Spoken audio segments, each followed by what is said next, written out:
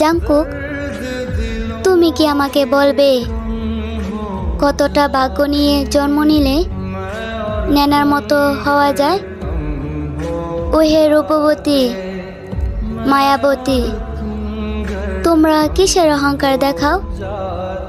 আমি তো মনে করি এসব ভাগ্যবতীর কাছে তুচ্ছ।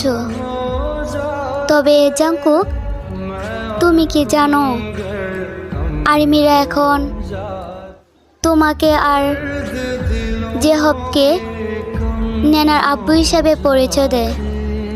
তারা হয়তো ভুলে গেছে সেও একজন বিটিএস আর্মি, আর প্রতিটা আর্মিরই স্বপ্ন থাকে তোমাদের সাথে কথা বলার। আজ হয়তো নেনা তার নিজের যোগ্যতার কারণে এতটুক পর্যন্ত আসতে পেরেছে।